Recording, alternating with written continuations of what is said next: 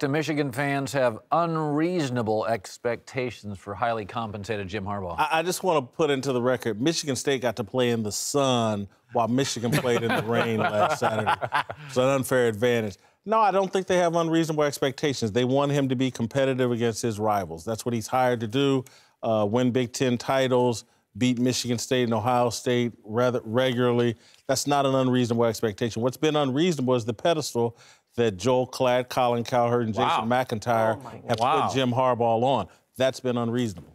Through 31 games, I just want to show you a graph about Jim Harbaugh. By the way, took over a messy situation in a conference that's now as good as any conference. Oh, what do you know? Way up there. What do you make of it, Klatt?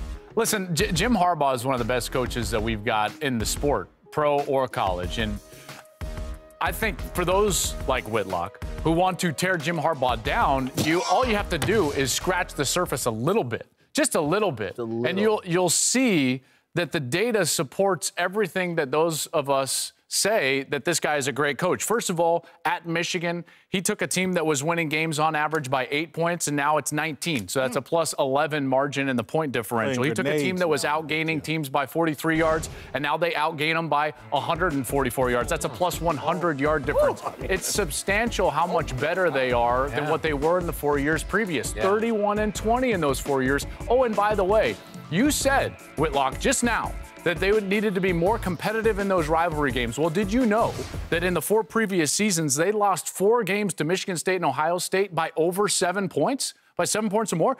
That's not competitive. The guy has come in and done an amazing job. And let's not forget, one of those wins that Brady Hoke had against Ohio State was Luke Fickell. Luke Fickell. That's the truth. Those are the facts. Those are the facts. You can't dispute nice job with the facts. You bet. Jason, you know fan is short for fanatic, okay? Yeah. Tell me the last time you met a reasonable fan of any team. Never. Their lives are unreasonable. These people live on the internet. These dopes go on their message boards and with their maize and blue glasses. No, these unreasonable fans, do they want to go back to the days of Rich Rod?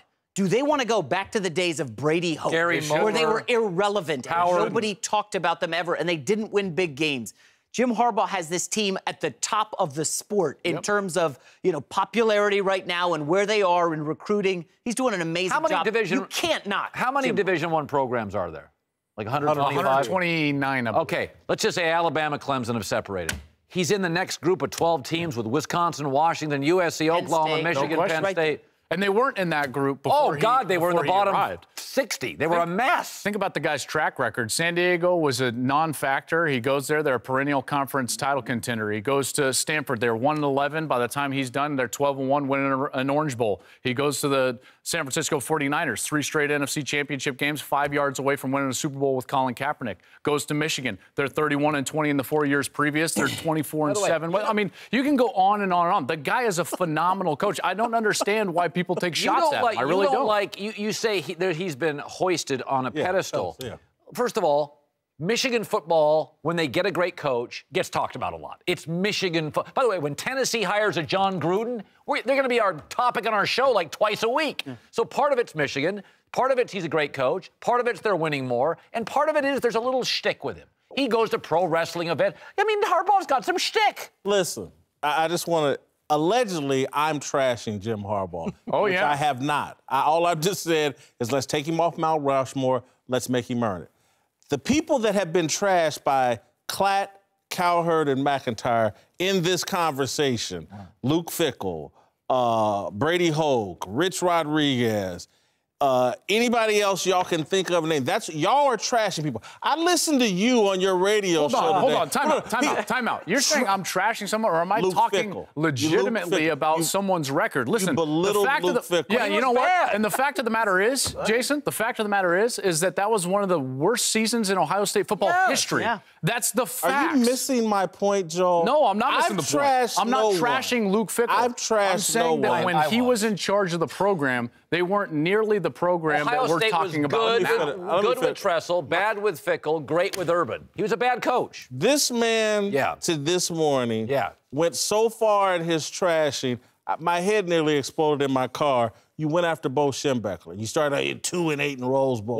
The man won 13 Big Ten championships in 21 seasons. When he had to win one game against one well-funded program. Big Ten championships. That's what they want from Jim Harbaugh. They want him to win the Big Ten Conference. Yeah. That's not an unreasonable expectation. But when Bo was coaching, Wisconsin was a dumpster fire. Now we got to trash Bo Schembechler. Wisconsin now, who wants you trash in support of Jim Harbaugh? Hey, you're the only one trashing Jim Harbaugh. Jim Harbaugh, I haven't trashed you.